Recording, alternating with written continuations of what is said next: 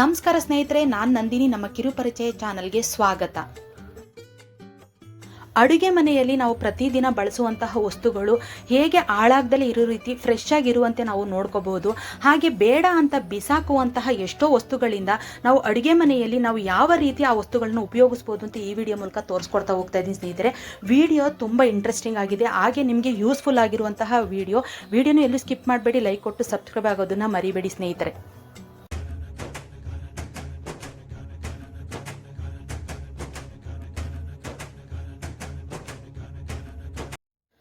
ಸಾಮಾನ್ಯವಾಗಿ ಬೇಸಿಗೆ ಕಾಲ ಬಂತು ಅಂದರೆ ಇರುವೆಗಳ ಕಾಟ, ಬಿಸಿಗೆ ಅವು ಮನೆ ಒಳಗಡೆ ಬರ್ತವೆ. ಅದರೊಳಗೂ ಸಕ್ಕರೆ ಡಬ್ಬಿ ಎಲ್ಲಿರುತ್ತೋ ಆ ಜಾಗದಲ್ಲಂತೂ ಇರುವೆಗಳು ಬಂದೇ ಬರ್ತವೆ.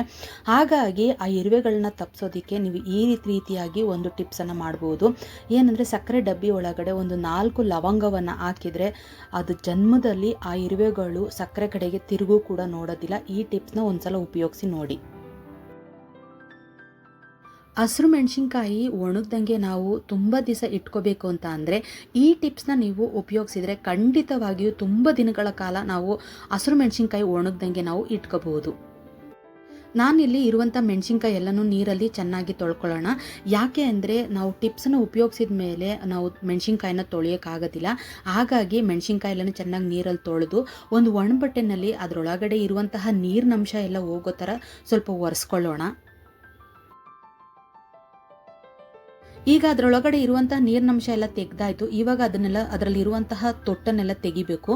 ತೊಟ್ಟನ್ನು ತೆಗೆದ್ರೆ ಮಾತ್ರ ಅದು ತುಂಬ ದಿನಗಳ ಕಾಲ ನಾವು ಇಟ್ಕೋಬಹುದು. ಈಗ ಅದರಲ್ಲಿ ಇರುವಂತಹ ತೊಟ್ಟನ್ನೆಲ್ಲ ನಾನು ತೆಗಿತಾ ಇದ್ದೀನಿ. ಮನೆಯಲ್ಲಿ ನಾವು ಎಣ್ಣೆ ಪಾಕೆಟನ್ನು ತಂದಾಗ ನಾವು ಬಿಸಾಕೋದಿಲ್ಲ. ಎಣ್ಣೆ ಎಲ್ಲನೂ ನಾವು ಡಬ್ಬಿಯಲ್ಲಿ ಉಯ್ದಿಟ್ಕೊಂಡ್ಮೇಲೆ ಆ ಪಾಕೆಟನ್ನು ನಾವು ಹಾಗೆ ಇಟ್ಕೊಂಡಿರ್ತೀವಿ. ಯಾಕೆಂದರೆ ಅದರಲ್ಲಿ ಸ್ವಲ್ಪ ಎಣ್ಣೆ ಅಂಶ ಇರುತ್ತೆ ಅಂತ. ನಾವಿವಾಗ ನೀವು ತೊಟ್ಟನ್ನೆಲ್ಲ ತೆಗೆದಿರುವಂತಹ ಹಸಿರು ಮೆಣಸಿನ್ಕಾಯಿ ಎಲ್ಲನೂ ಈ ಎಣ್ಣೆ ಪಾಕೆಟ್ ಒಳಗಡಿಕೆ ಹಾಕೋಣ. ಅದರಲ್ಲಿರುವಂತಹ ಎಣ್ಣೆ ಎಲ್ಲ ಆ ಹಸಿರು ಮೆಣಸಿನ್ಕಾಯಿಗೆ ಅದು ಅಂಟ್ಕೊಳ್ಳುತ್ತೆ.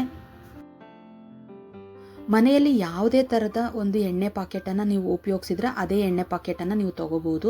ನಾನಿಲ್ಲಿ ಗೋಲ್ಡ್ ವಿನ್ನರ್ ತೊಗೊಂಡಿದ್ದೀನಿ. ನೀವು ಯಾವುದು ಮನೆಯಲ್ಲಿ ಉಪಯೋಗಿಸ್ತಿದ್ದೀರೋ ಅದೇ ಎಣ್ಣೆ ಪಾಕೆಟನ್ನು ನೀವು ತೊಗೊಂಡು ಈ ರೀತಿಯಾಗಿ ನೀವು ಮಾಡಿ ಇಟ್ಟರೆ ತುಂಬ ದಿನಗಳ ಕಾಲ ಹಸಿರು ಮೆಣಸಿನ್ಕಾಯಿ ಅಂದರೆ ಎಣ್ಣೆಯನ್ನು ಸವರಿ ನಾವು ಇಟ್ಟರೆ ತುಂಬ ದಿನಗಳ ಕಾಲ ಅದು ಒಣಗ್ದಾಗೆ ನಾವು ಇಟ್ಕೋಬೋದು.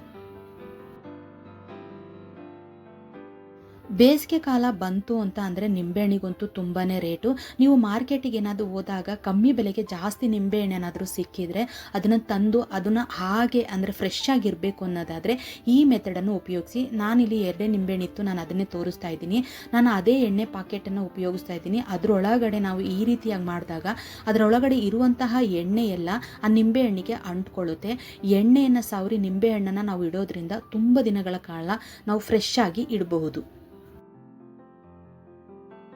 ಈ ಟಿಪ್ಸ್ನ ನಾವು ಉಪಯೋಗಿಸಿದಾಗ ನಾವು ಫ್ರಿಡ್ಜಲ್ಲಾದರೂ ಇಡ್ಬೋದು ಅಥವಾ ಫ್ರೀಝರಲ್ಲಾದರೂ ಇಡ್ಬೋದು. ಫ್ರೀಝರಲ್ಲಿ ಇಟ್ಟಾಗ ನಿಂಬೆಹಣ್ಣು ಕಲ್ಲು ಥರ ಗಟ್ಟಿ ಆಗಿಬಿಡುತ್ತೆ. ಆವಾಗ ನಾವು ಉಪಯೋಗಿಸೋ ಮುಂಚೆನೇ ಅದನ್ನು ತೆಗೆದು ನೀರೊಳಗಡೆ ಇಟ್ಟು 10 ನಿಮಿಷ ನಂತರ ನಾವು ಉಪಯೋಗಿಸ್ಬೇಕಾಗುತ್ತೆ. ನಾವು ಫ್ರಿಡ್ಜಲ್ಲಾದರೂ ಇಡ್ಬೋದು ಅಥವಾ ಫ್ರೀಝರಲ್ಲಾದರೂ ಇಡ್ಬೋದು. ಈ ಮೆಥಡನ್ನು ನಾವು ಉಪಯೋಗಿಸಿದ್ರೆ ನಿಂಬೆಹಣ್ಣು ತುಂಬ ದಿನಗಳ ಕಾಲ ಒಣಗೋಗೋದಿಲ್ಲ, ಹಾಗೇ ಇರುತ್ತೆ. ಮನೆಯಲ್ಲಿ ನಾವು ಅಕ್ಕಿಯನ್ನು ತುಂಬ ಜಾಸ್ತಿ ತಂದಿಟ್ಕೊಂಡಾಗ ಅಕ್ಕಿಗೆ ಹುಳ ಬಂದುಬಿಡುತ್ತೆ. ಅಂದರೆ ಕಪ್ಪು ಹುಳ ಬಂದುಬಿಡುತ್ತೆ, ಹಾಗೆ ಬಿಳಿ ಹುಳಗಳು, ಹಾಗೆ ಜಡೆ ಕಟ್ಬಿಡುತ್ತೆ ಅಕ್ಕಿ. ಮನೆಯಲ್ಲೇ ನಾವು ಅಂದರೆ ಅಡುಗೆ ಮನೆಯಲ್ಲೇ ಇರುವಂತಹ ವಸ್ತುಗಳನ್ನ ಉಪಯೋಗಿಸಿ ಅಕ್ಕಿ ಜಡೆಗಟ್ಟಂಗೆ ಮತ್ತು ಹುಳ ಬರ್ದಂಗೆ ಯಾವ ರೀತಿ ಮಾಡೋದು ಬನ್ನಿ ನೋಡೋಣ. ನಾನಿಲ್ಲಿ ಒಂದು ಟಿಶ್ಯೂ ಪೇಪರ್ನ ತೊಗೊಂಡಿದ್ದೀನಿ ಅಥವಾ ಒಂದು ಕಾಟನ್ ಬಟ್ಟೆ ಕೂಡ ತೊಗೋಬೋದು. ನಾನಿಲ್ಲಿ 1 ಸ್ಪೂನ್ ಆಗೋವಷ್ಟು ಕಲ್ಲುಪ್ಪನ್ನು ತೊಗೊಂಡಿದ್ದೀನಿ. ಹಾಗೆ 1 ಸ್ಪೂನ್ ಆಗೋವಷ್ಟು ಕಾಳು ಮೆಣಸನ್ನು ನಾನು ತೊಗೊಂಡಿದ್ದೀನಿ. ಹಾಗೆ 1 ಸ್ಪೂನ್ ಆಗೋವಷ್ಟು ಅಡುಗೆ ಅರಿಶಿಣವನ್ನು ತೊಗೊಂಡಿದ್ದೀನಿ. ಇವಾಗ 3 ಸೇರಿಸಿ ನಾನಿವಾಗ ಅದನ್ನು ಚೆನ್ನಾಗಿ ಫೋಲ್ಡ್ ಮಾಡ್ಕೊಳ್ಳೋಣ. ಇದನ್ನು ಫೋಲ್ಡ್ ಮಾಡಿ ಒಂದು ರಬ್ಬರ್ ಬ್ಯಾಂಡ್ ಆದರೂ ಸರಿ ಹಾಕಿ ಅದರೊಳಗಡೆ ಅಂದರೆ ಅಕ್ಕಿ ಚೀಲದೊಳಗಡೆ ಆದರೂ ಸರಿ ಅಥವಾ ಅಕ್ಕಿ ಡಬ್ಬಿಯಲ್ಲಾದರೂ ಸರಿ ಇದನ್ನು ಹಾಕೋದ್ರಿಂದ ಅಂದರೆ ಇದನ್ನು ಸುತ್ತಿ ನಾವು ಇಡೋದ್ರಿಂದ ಅಕ್ಕಿ ಹುಳ ಬರೋದಿಲ್ಲ, ಹಾಗೆ ಜಡೆ ಕಟ್ಟೋದಿಲ್ಲ.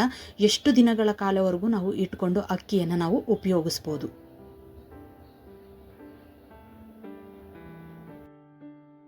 ಸಾಮಾನ್ಯವಾಗಿ ಮನೆಯಲ್ಲಿ ನಾವು ಮೊಟ್ಟೆಯನ್ನು ಉಪಯೋಗಿಸಿದಾಗ ಮೊಟ್ಟೆ ಚೂರನ ಅಥವಾ ಮೊಟ್ಟೆ ಒಡಕನ ನಾವು ಬಿಸಾಕ್ತೀವಿ. ಆದರೆ ಇನ್ನು ಮುಂದೆ ನೀವು ಅದನ್ನು ಬಿಸಾಕಬೇಡಿ, ಯಾಕೆಂದರೆ ಅದು ತುಂಬಾ ಉಪಯುಕ್ತವಾದದ್ದು. ಇಲ್ಲಿ ನಾನು ಜಾರನ್ನು ತೋರಿಸ್ತೀನಿ. ಜಾರನ್ನು ಉಪಯೋಗಿಸ್ತಾ ಹೋದಂಗೆ ಅದರಲ್ಲಿಡುವಂತಹ ಬ್ಲೇಡು ಮೊಂಡಾಗ್ಬಿಡ್ತದೆ, ಅಂದರೆ ಶಾರ್ಪ್ನೆಸ್ ಕಮ್ಮಿ ಆಗಿಬಿಡ್ತದೆ. ಹಾಗಾಗಿ ನಾವು ಮೊಟ್ಟೆ ಚೂರನ್ನು ನಾವು ಜಾರ್ಗಾಕಿ ಪುಡಿ ಮಾಡೋದ್ರಿಂದ ಆ ಜಾರ ಇರಲಿರುವಂತಹ ಬ್ಲೇಡು ಶಾರ್ಪ್ ಆಗುತ್ತೆ. ಸಾಮಾನ್ಯವಾಗಿ ಜಾರಲ್ಲಿರುವಂತಹ ಬ್ಲೇಡು ಶಾರ್ಪ್ ಏನಾದರೂ ಕಮ್ಮಿ ಆದಾಗ ಕಲ್ಲುಪ್ಪನ್ನು ನಾವು ಪುಡಿ ಮಾಡಿದಾಗ ಅದರದ ಬ್ಲೇಡು ಶಾರ್ಪ್ ಆಗುತ್ತೆ. ಆದರೆ ನಾವಿಲ್ಲಿ ಒಂದು ಡಿಫ್ರೆಂಟ್ ಮೆಥಡನ್ನು ನೋಡೋಣ. ನಾನಿಲ್ಲಿ ಮೊಟ್ಟೆ ಚೂರು ಜೊತೆಗೆ 2 ಸ್ಪೂನ್ ಆಗುವಷ್ಟು ಕಲ್ಲುಪ್ಪನ್ನು ನಾನಿಲ್ಲಿ ಪುಡಿ ಮಾಡ್ಕೋತಾ ಇದ್ದೀನಿ. ಈ ರೀತಿಯಾಗಿ ಮೊಟ್ಟೆ ಚೂರು ಹಾಗೆ ಕಲ್ಲುಪ್ಪನ್ನು ನಾವು ಮಿಕ್ಸಿ ಜಾರಿನಲ್ಲಿ ನಾವು ಪುಡಿ ಮಾಡೋದ್ರಿಂದ ಜಾರಿನ ಬ್ಲೇಡು ಶಾರ್ಪ್ ಆಗುತ್ತೆ. ಹಾಗೆ ಶಾರ್ಪ್ ಆಗೋದ್ರ ಜೊತೆಗೆ ಈ ಪುಡಿಯನ್ನು ಕೂಡ ನಾವು ಉಪಯೋಗಿಸ್ಬೋದು. ಈ ಪುಡಿಯನ್ನು ನಾವು ಬಿಸಾಕೋದು ಬೇಡ. ಬನ್ನಿ ಬೇರೆ ಒಂದು ಈ ಪುಡಿಯನ್ನು ಉಪಯೋಗಿಸ್ಕೊಂಡು ಯಾವ ರೀತಿಯಾಗಿ ಇನ್ನೊಂದು ಟಿಪ್ಸನ್ನು ಮಾಡ್ಬೋದು ಅಂತ ನೋಡೋಣ. ಎಣ್ಣೆಯಲ್ಲಿ ನಾವೇನಾದರೂ ಕರೆದಾಗ ಅಥವಾ ಎಣ್ಣೆಯಲ್ಲಿ ಏನಾದರೂ ಬೇಯಿಸಿದಾಗ ಆ ಎಣ್ಣೆ ಜಿಡ್ಡು ಆ ಪಾತ್ರೆನಲ್ಲಿ ಹಾಗೆ ಉಳಿದ್ಬಿಟ್ಟಿರ್ತದೆ. ಅಂದರೆ ಅದನ್ನು ಎಷ್ಟು ಉಜ್ಜಿದ್ರೂ ಸ್ವಲ್ಪ ಟೈಮ್ ಹೋಗೋದೇ ಇಲ್ಲ. ಹಾಗೆ ನಾವು ಒಗ್ಗರಣೆ ಮಾಡುವಂತಹ ಪಾತ್ರೆನೂ ಅಷ್ಟೇ, ಆ ಕರೆ ಹಂಗೆ ಉಳ್ಕೊಬಿಟ್ಟಿರ್ತದೆ.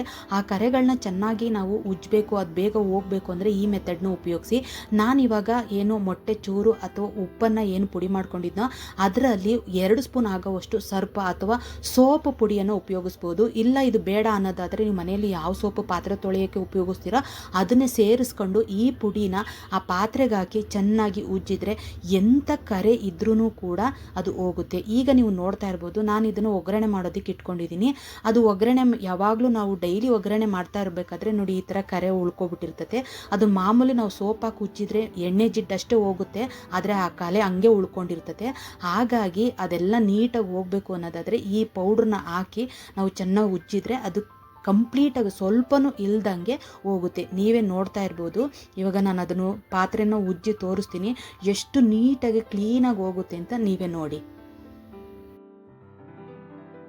ಮೊಟ್ಟೆ ತಿಂದಾದಮೇಲೆ ಮೊಟ್ಟೆ ಚೂರು ನಮಗೇನಕ್ಕೆ ಅಂತ ನಾವು ಬಿಸಾಕ್ತೀವಿ, ಆದರೆ ಬಿಸಾಕುವ ಮೊಟ್ಟೆ ಚೂರಿಂದ ಎಷ್ಟು ಉಪಯೋಗವಿದೆ ನೀವೇ ನೋಡ್ತಾ ಇರಿ ಸ್ನೇಹಿತರೆ. ಇವಾಗ ನಾನೀಗ ಪೂರ್ತಿಯಾಗಿ ಅದು ಉಜ್ಜಿದ್ದೀನಿ, ನೋಡ್ತಾ ಇರ್ಬೋದು. ಮೊದಲು ಹೇಗಿತ್ತು ಇವಾಗ ಎಷ್ಟು ಕ್ಲೀನಾಗಿದೆ ಅಂತ ಇವಾಗ ತೊಳೆದು ನಿಮಗೆ ಒಂದ್ಸಲ ತೋರಿಸ್ತೀನಿ.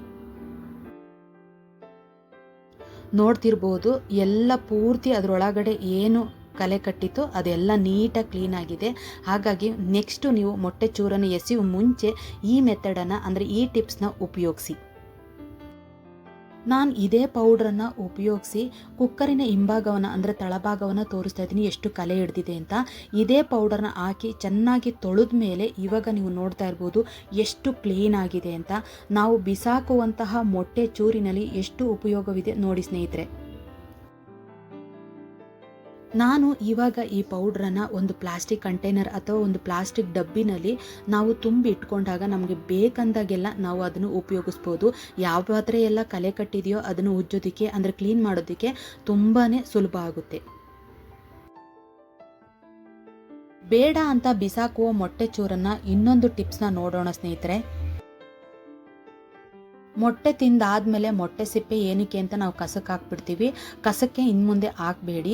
ಮನೆಯಲ್ಲಿ ಗಿಡಗಳು ಸೊಂಪಾಗಿ ಬೆಳಿಬೇಕು ಅಂತ ಅಂದರೆ ಆ ಮೊಟ್ಟೆ ಚೂರನ್ನು ಅದ್ರ ಬುಡಕ್ಕೆ ಹಾಕಿ ಚೆನ್ನಾಗಿ ಗಿಡ ಬೆಳೆಯುತ್ತೆ. ಹಾಗೆ ಮನೆಯಲ್ಲಿ ಏನಾದರೂ ನೀವು ಕಾಂಪೋಸ್ಟ್ ಗೊಬ್ಬರ ಏನಾದರೂ ಮಾಡ್ತಿದ್ದೀರಿ ಮನೆಯಲ್ಲಿ ಅನ್ನೋದಾದರೆ ನೀವು ಕಾಂಪೋಸ್ಟ್ ಗೊಬ್ಬರಕ್ಕೆ ಈ ಮೊಟ್ಟೆ ಚೂರನ್ನು ಉಪಯೋಗಿಸ್ಬೋದು. ಚಪಾತಿ ಹಿಟ್ಟನ್ನು ನಾವು ಕಲಿಸುವಾಗ ಪಾತ್ರೆಗೆ ಅದು ಅಂಟ್ಕೊಬಿಟ್ಟಿರ್ತದೆ. ಅದನ್ನು ನಾವು ನೀರಲ್ಲಿ ನೆನೆ ಹಾಕಿ ಸ್ವಲ್ಪ ಹೊತ್ತು ಬಿಟ್ಟು ಅದನ್ನು ಉಜ್ಜಬೇಕಾಗುತ್ತೆ. ಅದು ಪಾತ್ರೆಗೆ ಅಂಟದಲ್ಲಿ ಇರುವಂಥ ಒಂದು ಟಿಪ್ಸನ್ನು ನೋಡೋಣ ಸ್ನೇಹಿತರೆ. ನಾನಿಲ್ಲಿ ಒಂದು ಪಾತ್ರೆ ತೊಗೊಂಡಿದ್ದೀನಿ, ಅದನ್ನ ನೀರಲ್ಲಿ ತೊಳೆದಿದ್ದೀನಿ.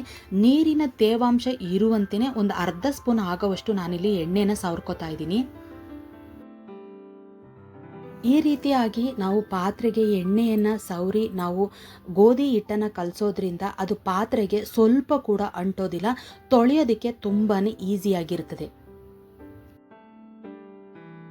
ಚಪಾತಿ ಮಾಡುವಾಗ ಚಪಾತಿ ತುಂಬ ಸಾಫ್ಟಾಗಿ ಅಥವಾ ಮೃದುವಾಗಿ ಬರಬೇಕು ಅನ್ನೋದಾದರೆ ನಾವು ಅದನ್ನು ಹದವಾಗಿ ನಾವು ಕಲಸಿ ಅದ್ರ ಮೇಲೆ ಒಂದು ಅರ್ಧ ಸ್ಪೂನ್ ಆಗೋವಷ್ಟು ಎಣ್ಣೆಯನ್ನು ಸವರಿ ಸುಮಾರು ಒಂದು 20 ನಿಮಿಷ ಅದನ್ನು ನೆನೆಯೋಕ್ಕಿಟ್ರೆ ಚಪಾತಿ ತುಂಬಾ ಮೃದುವಾಗಿ ಬರುತ್ತೆ.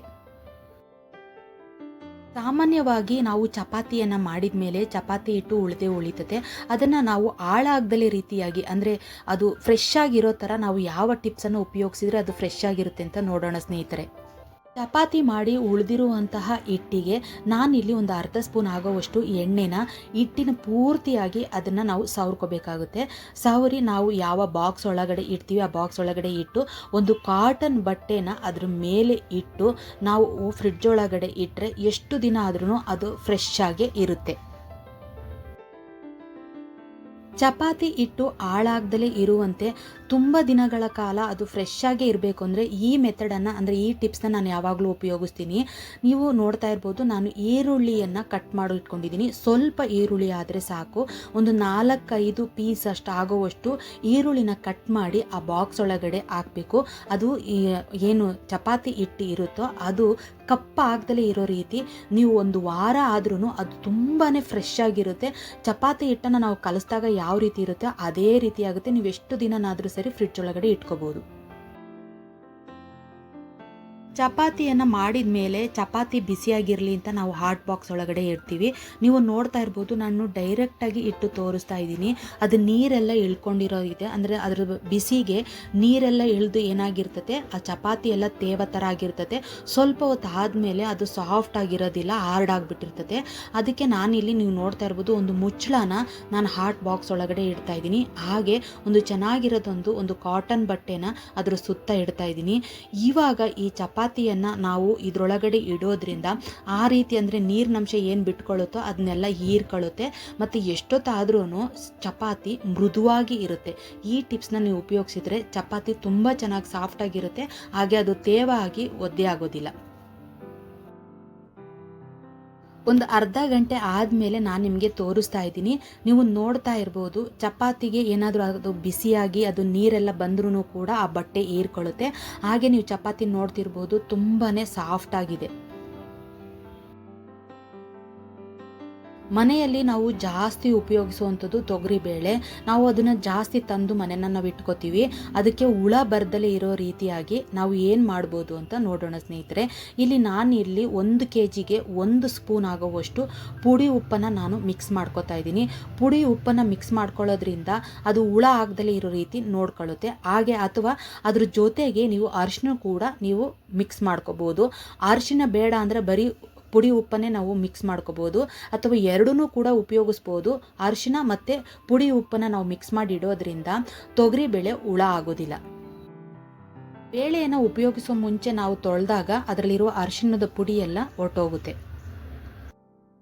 ಬೆಂಡೆಕಾಯಿ ಚೆನ್ನಾಗಿ ಬರಬೇಕು ಅಂದರೆ ಜಾಸ್ತಿ ಮೆಡಿಸಿನ್ನ ಹಾಕಿರ್ತಾರೆ. ಹಾಗಾಗಿ ಬೆಂಡೆಕಾಯಿನ ನೀರಲ್ಲಿ ಚೆನ್ನಾಗಿ ತೊಳ್ಕೊಂಡು ಅದು ಲೋಳೆ ಬಿಟ್ಕೊಳ್ದಲೇ ಇರೋ ರೀತಿಯಾಗಿ ನಾವು ಏನಾದರೂ ಪಲ್ಯ ಅಥವಾ ಸಾಂಬಾರು ಮಾಡಬೇಕು ಅನ್ನೋದಾದರೆ ಅದನ್ನು ಫಸ್ಟು ನೀರಲ್ಲಿ ತೊಳೆದು ಅದನ್ನು ನೀರಿನಂಶ ಇಲ್ದಂಗೆ ಅಂದರೆ ತೇವಾಂಶ ಇಲ್ದಲೇ ರೀತಿಯಾಗಿ ನಾವೊಂದು ಡ್ರೈ ಅಥವಾ ಕಾಟನ್ ಬಟ್ಟೆನಲ್ಲಿ ಅದನ್ನು ಒರೆಸಿ ಆಮೇಲೆ ಉಪಯೋಗಿಸಿದರೆ ಆ ಬೆಂಡೆಕಾಯಿಲಿರುವಂತಹ ಲೋಳೆ ಅದು ಬಿಟ್ಕೊಳ್ಳೋದಿಲ್ಲ. ಬೆಂಡೆಕಾಯಿಯನ್ನು ಕಟ್ ಮಾಡುವಾಗ ಈ ಟಿಪ್ಸ್ನ ಉಪಯೋಗಿಸಿದರೆ ಎಷ್ಟು ಬೆಂಡೆಕಾಯಿ ಇದ್ರೂ ಕೂಡ ನಾವು ಬೇಗ ಕಟ್ ಮಾಡ್ಬೋದು. ನಾನಿಲ್ಲಿ ಒಂದು ರಬ್ಬರ್ ಬ್ಯಾಂಡ್ನ ಹಾಕ್ತಾ ಇದ್ದೀನಿ. ಸುಮಾರು ಒಂದು 4-5 ಬೆಂಡೆಕಾಯಿನ ಒಟ್ಟಿಗೆ ತೊಗೊಂಡಿದ್ದೀನಿ. ಇನ್ನೂ ಟೈಟಾಗಿ ಹಾಕಿದರೆ ಅದು ಆ ಕಡೆ ಈ ಕಡೆ ಹೋಗೋದಿಲ್ಲ. ಕೈಯಲ್ಲೂ ಕೂಡ ಜೋಡಿಸ್ಕೋಬೋದು. ಜೋಡಿಸ್ಕೊಂಡು ಕಟ್ ಮಾಡುವಾಗ ಆ ಕಡೆ ಈ ಕಡೆ ಹೋಗುತ್ತೆ. ಹಾಗಾಗಿ ನಾವು ರಬ್ಬರ್ ಬ್ಯಾಂಡನ್ನು ಹಾಕಿ ಕಟ್ ಮಾಡೋದ್ರಿಂದ ಈ ಬೇಗನೆ 1-2 kg 3 kg ಅಷ್ಟು ಕಟ್ ಮಾಡ್ಬೋದು. ಬೇಗ ಕಟ್ ಮಾಡ್ಬೋದು. ಜಾಸ್ತಿ ಆಗಿ ಕೂಡ ಕಟ್ ಮಾಡಬಹುದು ನಾವು. ಬರೇ ಟಿಪ್ಸು ಇದು ಬೆಂಡೆಕಾಯಿಗೆ ಮಾತ್ರ ಅಲ್ಲ, ನಾವು ಬೀನ್ಸು ಕೂಡ ಅಷ್ಟೇ. ಒಂದೊಂದನ್ನೇ ನಾವು ಕಟ್ ಮಾಡೋಕ್ಕೆ ಹೋಗ್ಬೇಕಾದ್ರೆ ತುಂಬ ಲೇಟ್ ಆಗುತ್ತೆ. ಏನೋ ಕೆಲಸಕ್ಕೆ ಹೋಗಬೇಕು ಅಥವಾ ಜಾಸ್ತಿ ಜನಕ್ಕೆ ನಾವು ಅಡುಗೆ ಮಾಡಬೇಕು ಅಂತ ಅಂದಾಗ ಜಾಸ್ತಿಯನ್ನು ನಾವು 1 kg 2 kg ಕಟ್ ಮಾಡಬೇಕಾದ್ರೆ ತುಂಬ ಹಿಂಸೆ ಆಗುತ್ತೆ. ನೀವು ಈ ರೀತಿ ಮೆಥಡನ್ನು ಉಪಯೋಗಿಸಿದರೆ ಬೇಗನೆ 1 kg 2 kg ಎಷ್ಟು ಬೇಕಾದ್ರೂ ನಾವು ಕಟ್ ಮಾಡ್ಬೋದು. ಹುಣಸೆ ಹಣ್ಣಿನ ರಸವನ್ನು ತೆಗೆದ ಮೇಲೆ ಹುಣಸೆಹಣ್ಣು ಏನು ಮಾಡೋಕ್ಕೆ ಅಂತ ನಾವು ಬಿಸಾಕ್ತೀವಿ. ಇನ್ಮುಂದೆ ಆ ರೀತಿ ಮಾಡಬೇಡಿ. ಹುಣಸೆ ಹಣ್ಣಿನಿಂದ ಹುಣಸೆ ರಸವನ್ನು ತೆಗೆದ ಮೇಲೆ ಆ ಉಳಿದಂತಹ ಹುಣಸೆ ಹಣ್ಣನ್ನು ನಾವು ಫ್ರಿಡ್ಜಲ್ಲಿ ಒಂದು ಬಾಕ್ಸಿಗೆ ಹಾಕಿ ಇಡ್ತಾ ಹೋಗಬೇಕು. ಅಂದರೆ ಫ್ರಿಡ್ಜಲ್ಲಿ ಇಲ್ಲ ಅಂತ ಅಂದರೆ ಒಂದು ಬಿಸಿಲಿಗೆ ಅದನ್ನು ಒಣಗಿಸಿ ಇಟ್ಕೋಬೇಕು. ಒಂದು ಪಾತ್ರೆಯಲ್ಲಿ ನಾವು ಕಲೆಕ್ಟ್ ಮಾಡ್ತಾ ಹೋದರೆ ನಾವು ಅದನ್ನು ಏನಾದ್ರೂ ಅಂದರೆ ಹಿತ್ತಾಳೆ ಸಾಮಾನು ತೊಳಿಬೇಕು ಅಥವಾ ದೇವ್ರ ಸಾಮಾನು ತೊಳಿಬೇಕು ಅಂದರೆ ಒಂದು 10 ನಿಮಿಷ 5 ನಿಮಿಷ ಮುಂಚಿತವಾಗಿ ನೀರಲ್ಲಿ ಅದನ್ನು ನೆನೆ ಹಾಕಿ ಅದ್ರ ಜೊತೆಗೆ ಇನ್ನಷ್ಟು ಹುಣಸೆ ಹಣ್ಣನ್ನು ಹಾಕಿ ನಾವು ಪಾತ್ರೆಗಳನ್ನ ತೊಳಿಬಹುದು. ಮನೆಯಲ್ಲಿ ನಾವು ಪಾತ್ರೆಯನ್ನು ತೊಳೆದಾದ್ಮೇಲೆ ಸ್ಕ್ರಬ್ಬರ್ನ ನಾವು ಸೋಪ್ ಬಾಕ್ಸ್ ಒಳಗೆ ಹಾಕಿ ಇಟ್ಬಿಡ್ತೀವಿ. ಆದರೆ ಆ ರೀತಿಯಾಗಿ ಮಾಡಬಾರ್ದು. ಯಾಕೆ ಅಂದರೆ ಆ ಸ್ಕ್ರಬ್ಬರ್ ಒಳಗಡೆ ನೀರಿನಂಶ ಇರುತ್ತೆ, ಅದು ನೀರೆಲ್ಲ ಇಳ್ಕೊಂಡು ಸೋಪು ಕರಗಿ ಹೋಗುತ್ತೆ. ಹಾಗಾಗಿ ನಾವು ಯಾವಾಗ್ಲೂ ಪಾತ್ರೆ ತೊಳೆದಾದ್ಮೇಲೆ ಸ್ಕ್ರಬ್ಬರ್ನ ಪಕ್ಕದಲ್ಲಿ ಇಡಬೇಕು, ಆವಾಗ ಸೋಪು ಕರಗಿ ಹೋಗೋದಿಲ್ಲ. ಪಾತ್ರೆ ತೊಳೆದಾದ್ಮೇಲೆ ಸ್ಕ್ರಬ್ಬರ್ನ ನಾವು ಹಾಗೇ ಇಡ್ತೀವಿ. ಸ್ಕ್ರಬ್ಬರಲ್ಲಿ ನೀರಿನಂಶ ತೇವಾಂಶ ಹಾಗೇ ಇರುತ್ತೆ. ಮತ್ತೆ ನಾವು ಪದೇ ಪದೇ ಅದೇ ತೇವಾಂಶ ಇರುವಂತಹ ಸ್ಕ್ರಬ್ಬರ್ನ ಉಪಯೋಗಿಸ್ತಾನೆ ಇರ್ತೀವಿ. ಅದರಲ್ಲಿ ಕೆಟ್ಟ ಬ್ಯಾಕ್ಟೀರಿಯಾಗಳು ಅಥವಾ ಶಿಲೀಂಧ್ರ ಬೆಳೆಯುವಂತಹ ಚಾನ್ಸಸ್ ಇರುತ್ತೆ. ಹಾಗಾಗಿ ನಾವು ಪ್ರತಿದಿನ ಬಿಸಿಲು ಬೀಳುವಂತಹ ಜಾಗಕ್ಕೆ ಸ್ಕ್ರಬ್ಬರ್ನ ಇಟ್ಟು ಅದನ್ನು ಒಣಗಿಸಿದ ಮೇಲೇ ನಾವು ಪಾತ್ರೆಯನ್ನು ತೊಳಿಬೇಕು. ಈ ವಿಡಿಯೋ ಎಲ್ಲರಿಗೂ ಇಷ್ಟ ಆಯಿತು ಅಂತ ಅನ್ಕೋತೀನಿ. ಯಾರಿಗೆಲ್ಲ ಇಷ್ಟ ಆಯಿತು ದಯವಿಟ್ಟು ಲೈಕ್ ಕೊಡಿ.